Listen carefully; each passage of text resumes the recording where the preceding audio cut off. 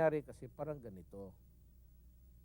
Yung dapat maglabas yung citizens, Dabaweños, if they want to go about around town, pasyal, that they would arrive safe and sound, unmolested, undisturbed, pati hindi takot. Dapat ang matakot dito yung mga kriminal. Kasi lalo na pag alam na namin, alam mo pagka it starts with the record dyan sa barangay. I mean, information is easy to get access and even buying it. Kala siguro itong mga snatcher na ito, matanda o bata, na hindi ko alam. But that's why I said we have a big budget sa Quezon. Kasi nagbibili talaga ako ng impormasyon. Ngayon pagka may tinamaan dito, magtanong-tanong yung polis, malaman ako sa citizen.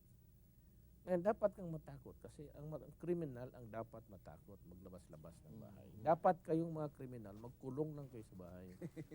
Tapos take your chance na lumabas ng kayo. Pag nakita ko kayo, talagang tapos ka. Parang ganun. Hindi ko yung citizen rin paglabas, magsakay ng bus, pinapawisan na yung katawan kasi sa likod magdi-declare ng dito makakalusot ka once or twice. Pero be very careful to be seen in public.